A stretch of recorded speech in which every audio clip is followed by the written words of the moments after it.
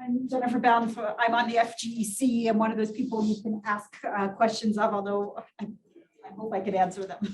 And this is Dr. Ed Martinelli, who is currently the director of the University Accessibility Center at BYU. And he worked as the director of the Disability Office at UVU for 7 years, and in their counseling center as the director of Learning Disability Assessment for another 7 years. Prior to that, he was in the UAC for 4 years as a coordinator. He graduated with his PhD in counseling psychology from Harvard University. He's been licensed since 2007. He's presented on disability issues in college settings at state, national, and international conferences, and has had a small private practice doing learning disability evaluation since 2007. And so he's here to tell us a little bit more about those accessibility letters that we get and what the Office of Accessibility Services does. So let's welcome Dr. Martinelli.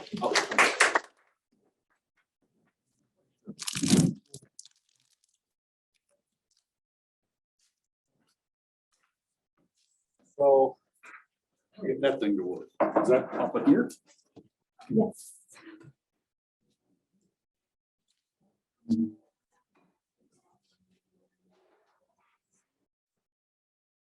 Oh, yes. Here we go. All right. Awesome. All right. So yeah, I'm Dr. Ed Martinelli.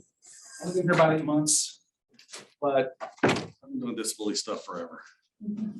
Back when I was young, had hair, handsome, yeah, then. So our point is really brief. What I've done some other places, because I just want to set some foundational things, but I'm going to spend a lot of time answering questions because most of you have dealt with our office before, so there isn't a lot of that really kind of orient you to a lot of things, but there are some things that might be helpful. So, quick view of our mission and vision. That's to partner with the campus community to connect students with effective accessibility related resources that mitigate barriers and facilitate access to all the applicants. And we seek to foster culture, recognizing disability as a valued aspect of diversity. Administrators, faculty, staff, and students create accessible and inclusive. So a little bit of foundation. We talk about what is a disability, what are requirements under the law, what happens when a student comes to our office, a little bit about foundation letters, and then all that stuff. So what is a disability? I answer this question because there are times when people wonder, how do you decide when you're saying yes to everybody? When do you ever say no? I don't know, I say no all the time. And so what's that? Let me sort that out. So in law, it says a disability is a physical or mental impairment that substantially limits a major life activity. Second prong is a record of having such an impairment, and the third prong is being regarded as having such an impairment. Vast majority live on that first prong, substantially limits a physical or mental impairment that substantially limits a major life activity. So there's two parts of that definition that I want to highlight. One is substantially limits. So it has to, just because you have an impairment, it doesn't substantially limit something. It doesn't rise to the level of disability. And if it's not a major life activity. And major life activities, there's somewhat of a list of them, but generally speaking, it has to be something that major life activity. So students are really disappointed to find out that testing is not considered a major life activity in the law. So if you have, and I say that, I'll give you an example. So if a student comes and says, I have test anxiety. Wonderful, not a disability. And have anxiety, generalized anxiety, that would be a disability. But testing is not considered a major life activity. Now, we still provide accommodations for testing, but not because you have an impairment in testing. Now, and students look at us like, that's all we do here. It's a major life activity at the university. Yeah, but we're talking broadly, major life activity. So that's kind of where we're at. Under Section 504 of the Rehabilitation Act of 1973, we're coming up on 50 years of 504, says that any institution that receives federal funds cannot discriminate on the basis of disability and must provide equal access. And that at the post-secondary level, the recipient, university, is required to provide students with appropriate academic adjustments and auxiliary aids and services, accommodations, those kinds of all. that are necessary to afford an individual with a disability an equal opportunity to participate in the school's program. That word right there, access, is an important distinction for us. Look at the K through 12 system. They are under IDEA, which is Disabilities Education Act, and 504. At the K through 12 level, they run more on what I would call a success model. They want students to be successful. Typically, that's defined as they move from grade to grade and then they graduate with a degree. Our level, I am concerned about access, and that's different. Our focus is on making sure the student has the ability to obtain the information and demonstrate their knowledge of it. And it sounds far worse than I really mean it, but I don't care if you're successful or not. Okay. So if you have access to the information, have an access to the opportunity to demonstrate that information, the ability to access the opportunities and programs and, you know, the football games and the plays and other things like that. But then as you are asked to demonstrate that knowledge that you gained on a test, and if you fail the test, that does not mean that you didn't have access.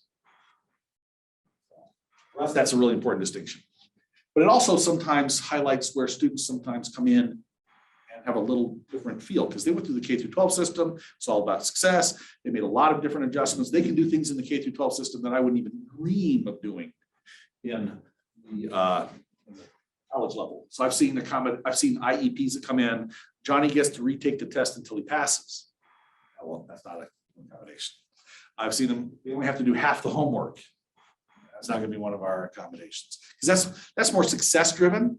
Ours is about more time on time tests, quiet rooms, books in an audio form in an alternative format, having interpretable, about access. That's where we can. Okay, and then finally, universities are not required to make adjustments or provide aids or services that would result in a fundamental alteration of the recipient's program or impose an undue burden. We'll talk about that last one first, the undue burden. Typically, there's two types of burdens that are typically talked about. One is financial, and the other is administrative. Financial undue burden, that's never going to, we're never going to get there. Typically, that is understood. No one's ever actually pushed this. That's because the general understanding is that an undue financial burden would be 10% of the institution's annual budget. So if I come up with an accommodation that would require more than 10% of BYU's annual budget, then it would be an undue financial burden. I'm never going to get there. I can't even think of a accommodation that would be that much. The other would be an administrative burden, and if that's it, that one's been a little bit debated, but it would be that it's just so much work to do it that it just blows everything up. Those are uncommon, but I can't give really good examples of that because they get kind of out in the weeds. That's about the only one we might look at. Fundamental alteration is where we sometimes land, and we dealt with that more in the last little while because of COVID. Doing classes remotely would typically have been seen prior 3 years or more ago as a fundamental alteration. Because of COVID, we just don't have a leg to stand on around that being a fundamental alteration. And typically fundamental alteration is around technical standards. So think about your learning objectives in your class, that if providing that accommodation would alter those technical standards, those learning objectives, measurable, that would be a fundamental alteration. The manner in which you teach it typically is not seen as a fundamental alteration. Maybe an example of a fundamental alteration program we don't have here. What when I was over at UVU? We have an aviation program. We have a student who's blind. I would be required to provide them with accommodations all through ground school, and a lot of other classes. But when we get to the idea of soloing, fundamental alteration, because there's just no way. It would be, there is something maybe around the burden, undue burden around safety to others and self, having a person who cannot see, fly a plane. Or an undue burden would be developing a plane that can be flown by someone that's sight impaired, which could 10% of the university's budget. And if that gets there, we'll see, but we're not there yet, thankfully. And so if I had a visually impaired individual there are some parts of the program I could accommodate, but there are some things where it would be a fundamental alteration, either by law or other things. So by law, a person who is visually impaired significantly cannot pilot a plane on their own. That is by law. So if it would get rid of licensing, it would alter licensing standards, around health and safety, then it might be a fundamental alteration. We don't get there very often. But when we talk about fundamental alteration, we're talking about those kinds of things, not, putting a test simply online in print. That wouldn't be a fundamental alteration of it. So something. Okay, that's from the Office of Civil Rights. I didn't get that. What happens when a student comes to the Accessibility Center? They schedule an intake with the appropriate coordinator. We have our coordinators divided by types of disabilities. So we have ones that typically see physical and medical issues, learning, attention, and emotional concerns, hearing concerns. It's so small a number of visual issues that we incorporate them in other places. Okay. I have a question. Are you gonna talk about, is there any training for autistic students? Because I have noticed that we were letting a lot more, and I'm not trying to be mean to them. They're extremely smart, but I don't know how to treat them because I had one and he will read everything you're reading and then he would tell me, no, that's not how it is. Let me get with you individually on that, because that comes up on a number of things. You're not wrong. So we schedule an appointment with an appropriate coordinator, and folks on the autism spectrum would likely go into the learning, attention, or emotional concerns category. So we have about 3 or 4 coordinators that work with those students. They would complete an online intake. That's where we get some information, and then they would complete a documentation of disability form from their health provider. That could be a psychologist. It could be a physical doctor. Could be an audiogram. Whatever's going to help them to let us know from a qualified professional that what they have meets that criteria of substantial limits and major life activity. And we have some rules around how old it can be, who can do it. My favorite example of documentation, I should have saved it because it was just the best. I can put it up here, was a letter of they reported it, a chemistry disability. It's not the DSM. I don't know where they pulled that from. It was a documentation of a chemistry disability written for a male student provided by an OBGYN. I was like, I don't even want to know what test this person put you through to determine this, but an OBGYN can't diagnose a learning disability, and a prescription pad is not going to be seen as sufficient. And here's what you're going to have to do to get us kind of where you're at. So sometimes we deal with that. But we have a form that kind of helps things that will move along that way, and then they'll meet with the coordinator, who will complete an individualized assessment of accommodative needs. So we're looking at what their functional limitations are as established by the documentation of disability and their conversation with us. And we look at where they're saying the barriers are in the academic environment. And we look to have accommodations kind of fit.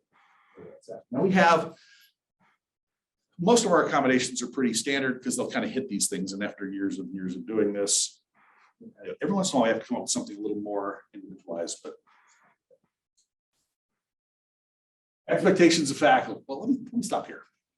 The expectations of faculty. Those are things that are in the letter. Any questions at this point?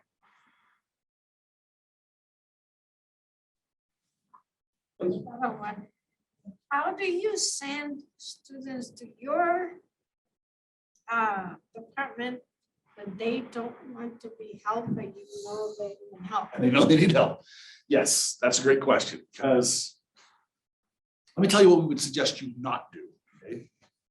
I don't know that many professors do this, but I wouldn't look at a professor at a student and say, you know, I really think you have a learning disability and you need to go to the UAC. That's probably not the best way to name a disabling condition, say that the student probably has that, and then go to the disability office. What we've seen be more successful and result in less complaints about a professor or office is something along the lines of student. You know, it's pretty clear here you're struggling in the class. It's about the time that comes up is when you've got midterms, assignments submitted, things like that, or they have that kind of blank vacant look throughout all of class as if what you said was in another language, or they're sitting in the wrong classroom and they're like, what's going on? It looks like you're having struggles in this class. I'd really like to be of help. There's certain things I can do as a faculty member, but there are other resources available on campus. So let me tell you about what some of those resources are, and if any of them fit, I can help you get there. Counseling Center might be helpful. There's UAC, University Accessibility Center, if you think you have a disability. There's writing centers, and then all of the other supports that they have across campus. And just one of a list of things.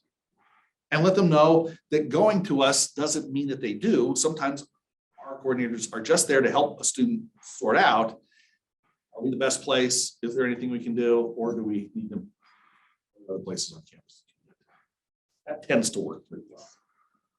But I would say that for the most part, if you come to a student with a sense of caring and concern about their well-being in the class, suggest things they tend not to get too wound up. Sorry, I had a student last semester.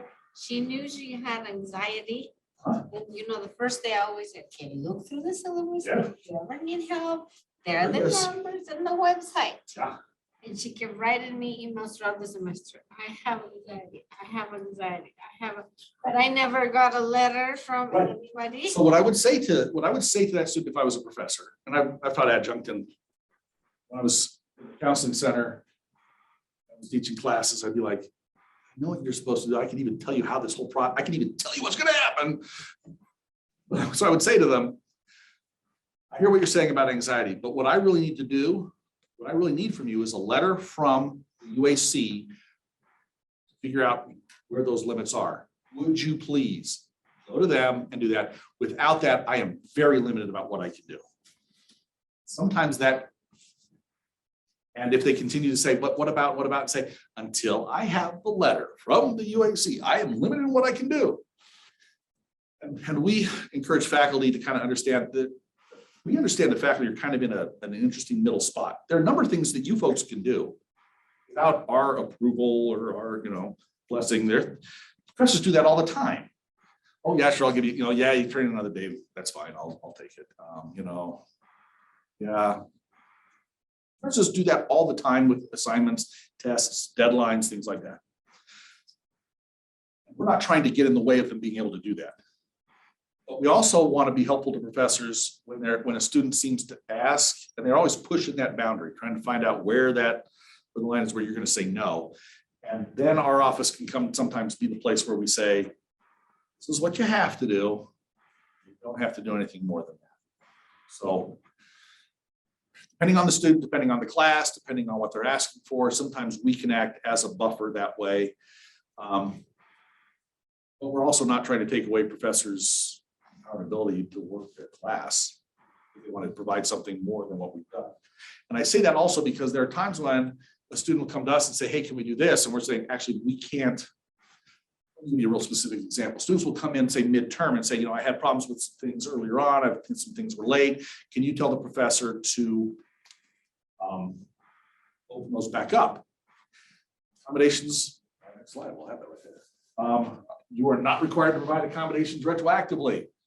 If you want to, and just need something from us that says, yes, there's really something going on, and we kind of act as a gatekeeper, happy to do that. And if that helps you then to want to do that, great.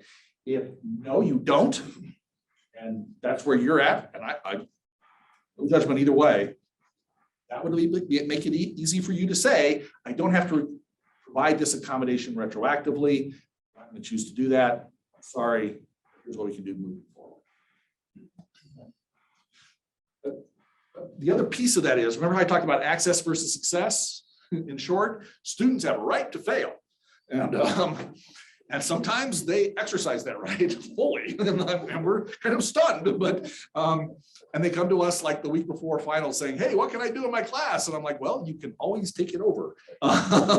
Or sometimes based on what was going on, we can help them with a retroactive withdrawal and kind of mitigate some of those concerns. But we're trying to be reasonable by what's provided under the law, reasonable for what may be expected in your class. But sometimes it does get a little. Yes, sir. Yeah, so I have some, I just like to understand a few things better. Sure. So I teach a class that has about 600 students a semester, between 2 sections. And I get, I don't know, somewhere between 30 and 50 letters. Yeah, and I bet 95% of those, the major accommodation is extra days for assignments. So I'm not sure if I should allow my TAs to know about these things. I don't know anything specific about the disability, which I'm guessing is a legal issue. Yes. So I really haven't let the TAs know. I just say, if anybody asks for extra time, then you'll give them what I think is very reasonable, the 3 to 4 days that come from you guys. So then I'll end up with students who I just really wonder if they're gaming me or gaming the whole system, because they are late for every assignment and they're asking for, and I think, now, will your boss give you that? When you get a job, you're going to do a program in the business school, and we've given this accommodation, then you get that in the workplace. Right. So I will sometimes say to a student who really will come forward and be a little more interactive, I'll say, maybe your goal is by the end of the semester, you don't need to get extra time for it. Sure. And that's worked a couple of times, I think, but mostly not. So my situation is I'm just a little frustrated by the whole world and with this world, accessibility world. And I'd just like to understand it better, because I've kind of taken an approach, well, if anyone asks, because I don't know where they are in their process, they'll say, well, I have a letter coming or not, or they won't. I just say, well, 3 to 4 days is nothing. We'll give them that. Sure. They ask. So let me speak to and you bring up, there's like 6 things that went in my head as you did that. So let me speak to a number of those, and I forget one, maybe I'll come back to it. First off, can you let the TAs know? Yes. You can let them know what's in the letter. Absolutely. And the way our system works, and this will speak to, I've got a letter coming. Okay, this is what went through my head. Really? Because that meeting with, if the student has met with us for an intake and has provided us with documentation and they showed up on time, our appointments are about an hour long. I can do that in like 20 minutes. Because I'm like, been doing this for like 20 years and I just get down to brass tacks and here we go. Sending the letter to you involves us going into our system, adding the accommodations, and clicking 2 buttons, and then it's sent to you. That's all it takes. So if it's coming, I'm like, what are we waiting for? It typically means one of 2 things. Either they haven't met with us, they haven't provided the documentation. I think that's what they usually they're referring to. I've got something coming from my doctor. Yes, yes. And my response to that could be, well, when you get that in, and when I get that letter from UAC, we'll rock and roll. But until that time, this is what I can do.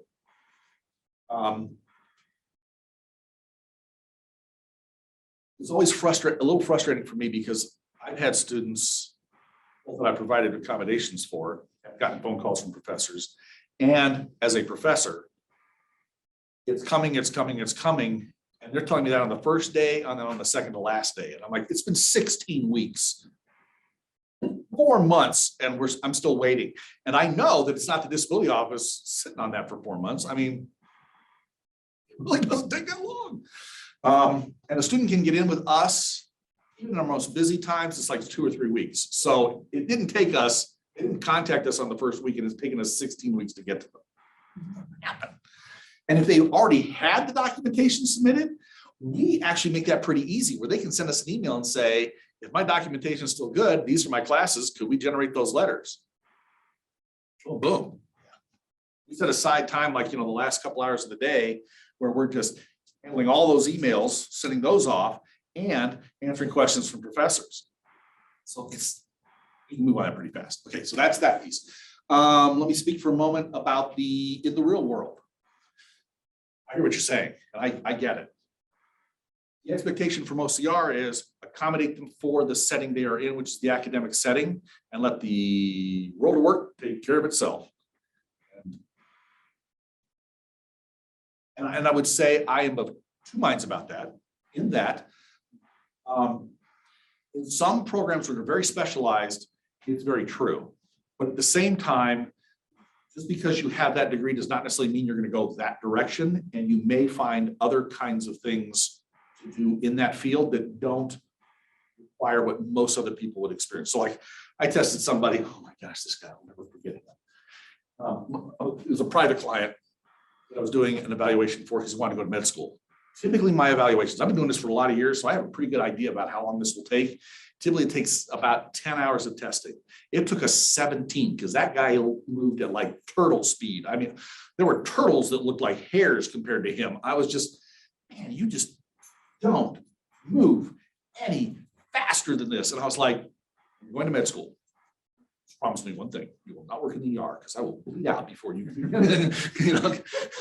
And he understood, but what he wanted to do was medical research. And there was a part of it was like, maybe that would be good because you maybe can spend more time on that. And I would like you to spend more time on that. I don't want the super hypermanic guy going, you know, doing that with the thing and missing something. And then his research is bad. And then I die because of a bad side effect or something like that. That guy's going to make sure it's rocking and rolling, but do not. But I wonder, I was like, man, if he gets into med school, he's going to have to move faster. Somehow, some way, they're going to push back on that. But here, this is what we can do. And at the same, so at some level, we let that take care of it out there. What's reasonable here? And if you're having a problem where you're like, I just don't see how this is working, always feel free to call the coordinator or call me. We'll talk about it. There are times when it's like, that doesn't make a lot of sense. And we'll try to make sense of that for you or what's been going on. When I first got to UVU, we had students who were asking for like triple and quadruple time on tests. And I was like, that's insane. Because 4 times on a test means when you get a 3-hour final, you're going to be 12 hours in the testing center, and that's not an accommodation. I think that's all prison settings. And like 12 hours no, we're going to do some other things to kind of make that, and what would constitute being 4 times the amount of time? Typically, it's going to be time and a half or double time. And I was like, I still understand where 4 times is coming from. So we looked at their documentation. We talked about some things. Assignment deadlines. That is the bane of my existence. I hate that accommodation. I hate it for a number of reasons. One, there are times when it's perfectly reasonable, but it doesn't work. It's like the nuclear option of accommodations. It either clears everything that was a barrier out of the way, or it just blows you up. Because of the situations that you described. They get behind on one, they get a little extra, they get extra time, and then they're behind on the next one, and it moves on. Flexibility with assignment deadlines is supposed to be provided in cases where the manifestations of the functional limitations are unpredictable. Now, given that about half of our student body that we serve deals with emotional concerns, depression, anxiety, I can understand why that when you're going to be super depressed and when you're going to be super anxious, that's it's like on Tuesday, I will be depressed. That doesn't tend to happen, and it's hard to plan for that. But at the same time, we have pushed back strongly, especially since I've been here, when students say, well, I'm just going to ask for extended time on every assignment. Well, no, this is for unplanned things. If you're planning to get extended assignment deadline on every one, no.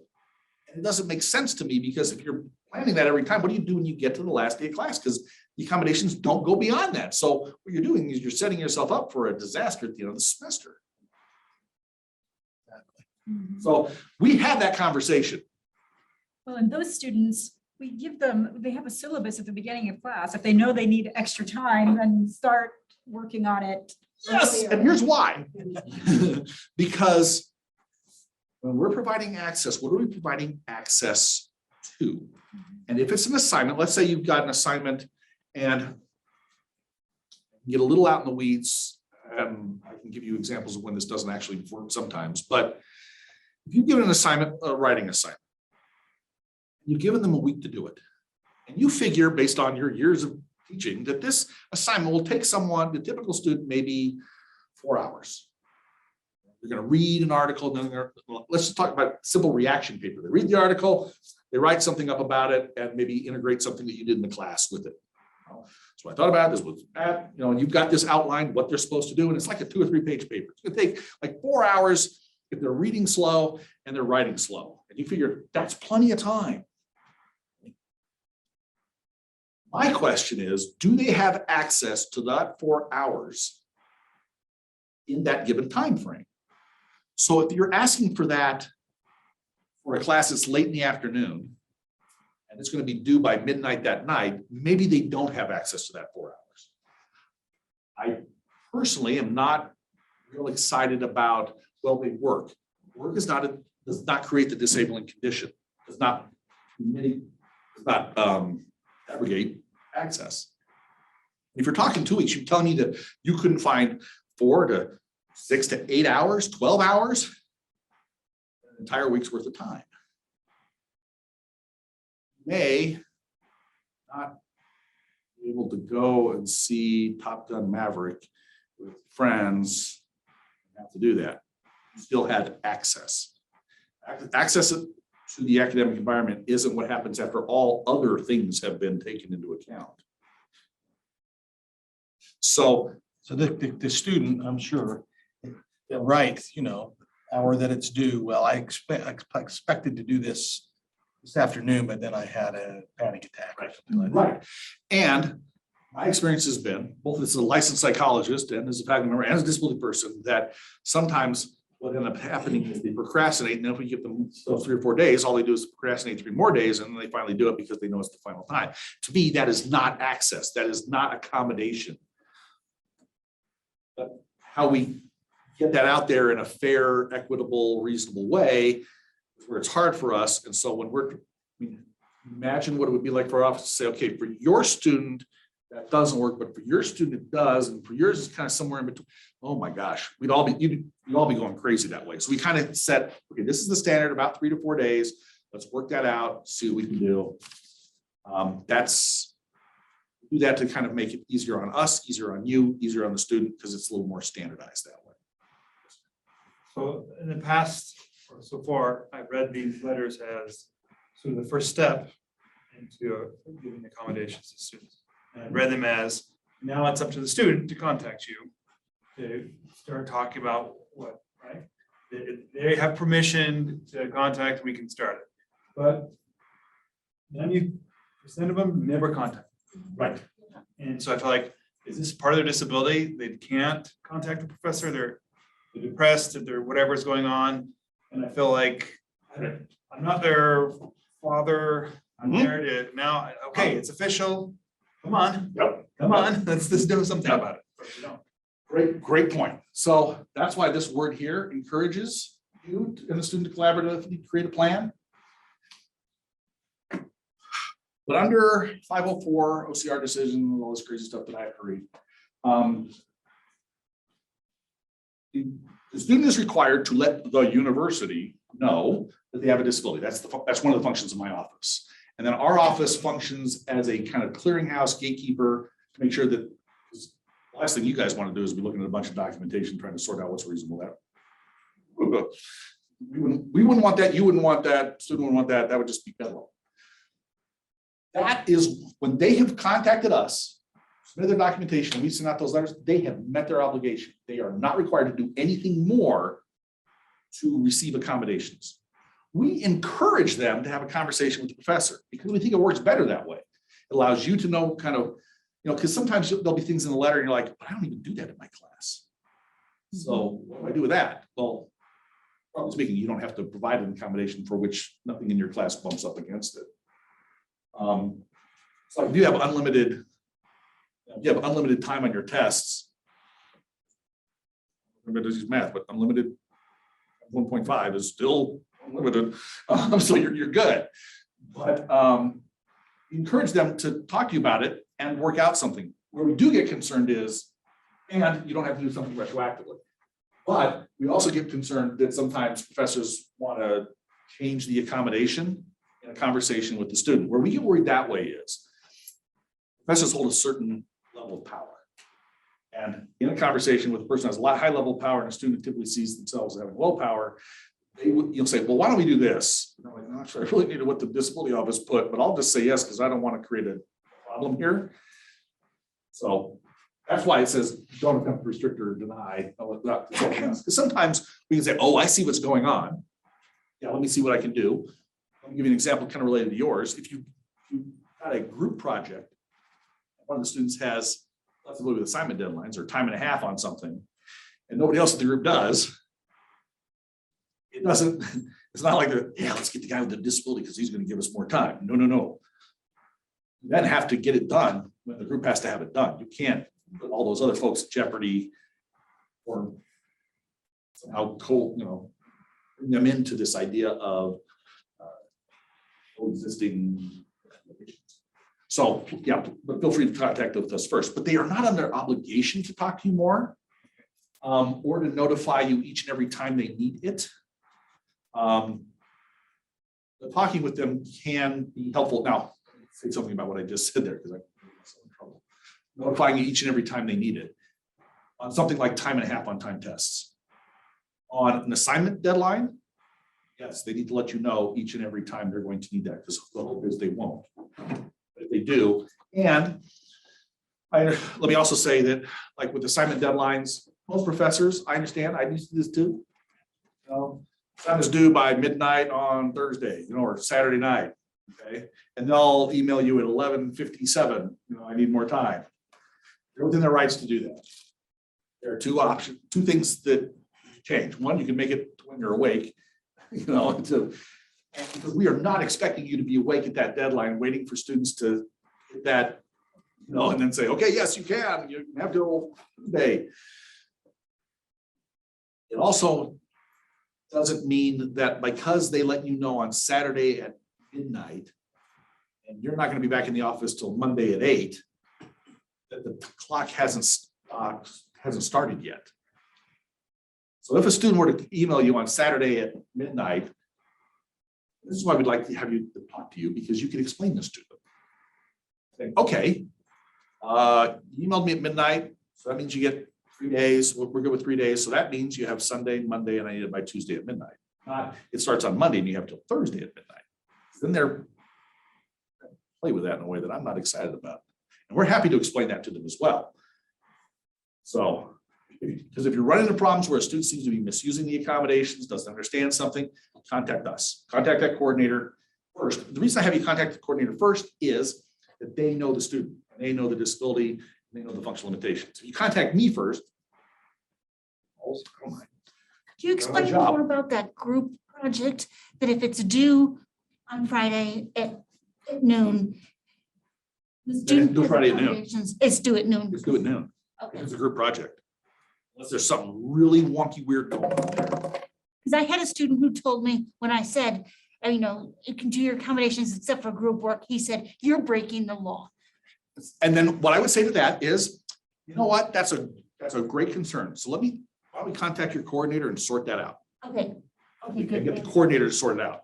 Because they'll look at it, they'll talk to me, we talk to the Office of General Counsel, and we might say, yeah, this is where it ends. This is, So I the can boundaries say are. that in class, and then if they complain, then we'll go to the Yeah. coordinator. Okay, yeah, let's talk to the coordinator, get it sorted out. And you can do that in a way that's not like, all right, let's just talk to your coordinator. It's like, as opposed to, that's a great question. I don't know the answer to that because I'm not the disability person. Let's talk to your coordinator and see what we can figure out about that. I don't want to break the law, but I also want to make sure we're doing the things we're supposed to. Everyone Let's talk to the coordinator. That's their job. That's what they get paid money for. Yeah. So, does that help? Other questions? Are you seeing an increase in the number of students who need accommodations? Broadly speaking, yes. We have about, so we're somewhere in the neighborhood of, it gets a little weird, just a variety of things, is your documentation current? When was the last time you worked with us? All that kind of thing. Did you graduate? we're somewhere around 8 to 12% of the student body that's connected with our office. That's pretty consistent with national averages, although COVID kind of blew everything up for everybody. And there are some schools that are reporting 20% of their student body. And that just scares me to death, because if I had twice as many students coming into my office, I don't know how we'd handle that much more. That's a lot of people. Because then you're talking somewhere in the neighborhood of 3,000 students, 3,500 students are connected with our office now, going to 7,000. It's like, and this comes from a guy who went to UVU, the director of their disability office when they had 17,000 students, and left when they had 35,000 students on campus, and was just like, we're just trying to keep up with everything that's going on. You know, every year was a new building being built, and every year it was like, okay, they came back and they brought friends, and and it was just, and because it was an open enrollment school, our numbers were a little higher there. But I would say that one thing you can be assured of is disability is not asked for, and we never ask this because it's just fraught with problems on admissions. So they met the admission standards of the institution. And they may have done that with accommodations. They may have gotten accommodations on the ACT or within their school, but they met our criteria for admittance. There's no special admittance for number of students, for students with disabilities. They get here and then they have the right to fail or succeed just like everybody else, with or without accommodation. Questions. It's great questions. Can we discuss abstractions for a minute? Unless anyone has I'm really fascinated by this. When we talk about emotional challenges, where do professionals like you draw a line between subjective self-assessment and clinical diagnosis? Yeah, I hate TikTok because everybody watches a TikTok video and says, that's me. And then they go into I'm on a Facebook group for testing psychologists. It's like tons of testing psychologists across the nation, across the world. And we all hate Facebook and TikTok and any kind of social media because someone gets on and explains their disability. And then people go, I need to be tested for this because I saw it on TikTok. And we're like, we're like, okay, we're gonna spend a lot of money, a lot of time for something you don't have, because there's like 3 things of 12 criteria that you're describing. Money, here we go. It's going to depend on the professional and as to whether or not they're going to provide us with what we need. But we try to be pretty reasonable in our office. There are times when I've said, that person can't diagnose that. Like the OBGYN with the chemistry disability. I was like, no, this is not sufficient documentation. I try to say it in a very kind way, but I'm like, but I say it in a very PhD director-like nice way. I'm like, I'm sorry, this doesn't meet our documentation requirements. Here's our documentation requirements.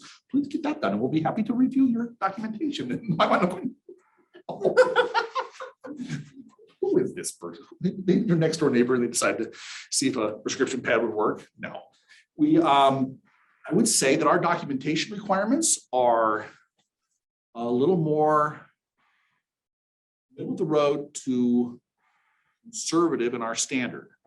There are, let's see, this would have been 10 years ago. So, the Association for Higher Education and Disability put out some new documentation guidelines. And the director, who was director of disability office here, and myself, when I was director of disability office over at UVU, we got together and we said, this is just nuts. Because what they said, the way they worded it, was the primary documentation was to be the student's self-report. Second was the reports of other individuals, and third was outside documentation. And we were like, that's the biggest bunch of hooey I ever heard. And we said, no, we're not doing that. And who wrote this up? And that director, Mike Brooks, licensed psychologist and had a law degree. So yeah, he could sue you and commit you at the same time. And then there was me, who was a PhD, and we were like, this is nuts. Because it's not that hard. I mean, I doubt that if I showed you folks the criteria for ADHD in the DSM-5 and give you half hour to really study that up, could come into my office and describe those things well enough that we'd have to say, well, I guess then you know.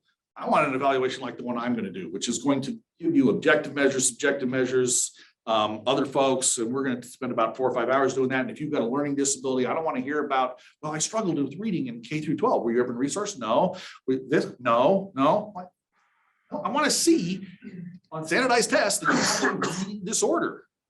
That's not unreasonable. And there are places across the nation that are like that. I'm like, my house. So we are that way, but we do listen to what the student, and there are other folks where it's like, if it doesn't hit here, here, and here, you're away. And there may be like 2-point difference. And I'm like, psychologist, anybody knows anything about standard error of measure? I'm like, that's close. Come on, let's talk about what's going on.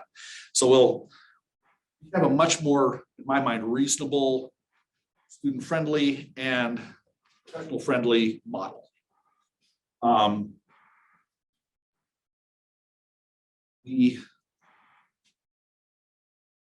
So if we sent them up, say, to the Student Health Center or to an outside provider, and they fill out our documentation of disability form, we want to know how did they get there. But if they are a licensed professional and they have diagnosed them, we're really hesitant to push too hard. Yeah. That can get you a lot of trouble. So, Well, that's great. I'm glad that pointed that direction. Yeah, that's right. So we want to know kind of how that's working. We want to make sure that what we're getting is robust, that we can use it to defend things, that it really does explain what's going on. And I have told students, no, this doesn't fit. No, this doesn't work. I need more of this, less of that. And if they do that, we're good to go. That's why we also don't want to, sometimes students will bring their documentation to professors. I'm like, oh, no, don't do that. Don't do that because they don't know what to do with this. I mean, I struggle in my work trying to make sure that I'm trying to understand psychologist documentation, medical documentation, neuropsychs, LCSWs. Oh my gosh. I know more things about more disorders than I ever thought I would ever know. And I also try to know the law around things like, let me give you an example real quick, pregnancy. Now, I don't know how many of the women in the room have been pregnant. I don't know how many of the men in the room have been with women who have been pregnant. Pregnancy is not a disability under 504 ADA, unless there's something like placenta, gestational diabetes, those kinds of things. Then we move more towards disability. But typical, 3 children in our family, and my wife has had a crazy pregnancy all 3 times. So I don't know what typical pregnancy looks like.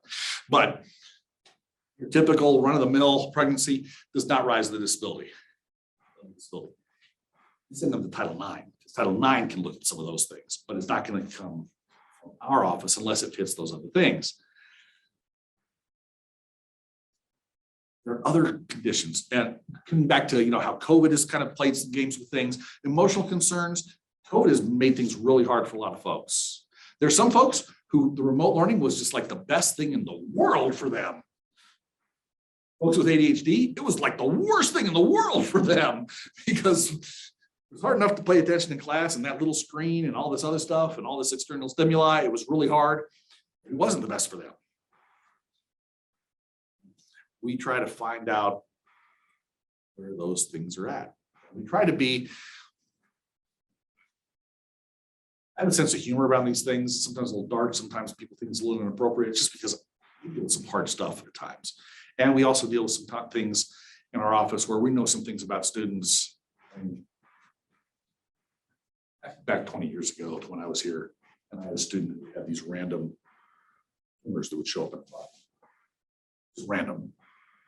And so sometimes she would have to get surgery. And then one day it ended up on her brainstem. There's nothing to do, and she died. And that was hard. She was a lovely young woman and really bright and worked her little tail off to get things done in school. And to find out that, to get a phone call from her and say, hey, I'm not going to help me withdraw because I'm going to the hospital and I'm going to be out here. I went to her funeral a few months later. It was hard. And if I don't have a little bit of humor, I'm going to lose my mind. But I respect students with disability. I respect what professors are dealing with. Sometimes we have to laugh because otherwise all we can do is cry. COVID has made things really hard for a lot of folks. The stress, I mean, sometimes, for some folks, being at home is a very supportive environment. For some folks, being at home is not a supportive environment. And that's where they had to then try to work their schooling out. We try to be understanding of all of that. And we try to make sense of what we can to help them have access in the academic environment. We try to keep up on all the accommodation processes that are going on. The other kind, when I was here 20 years ago, we were books in audio format with somebody sitting with a microphone in front of a little tape player, and they were reading the book. Now I can take a 500, I can take Dostoevsky's The Brothers Karamazov, run it through a scanner in like a half an hour and put it through an optical character recognition software, and boom, we're done in like an hour. And I can put that into an audio format and with different voices. I'm like, that's Star Trek 20 years ago, kind of thing. And now we can do it. I was one of those readers. And it was like, I can do the Russian accent. I remember doing that. yeah. Now, there's no job for you, man. I'm sorry. I'm glad you moved on to bigger and better things. Yeah. Stanza would be jealous. But that's what we try to do. And if you have questions, first contact the coordinator for the student. If not, if you run into problems with the coordinators, call me. I'm the director. I'm the kind of the buck stops here.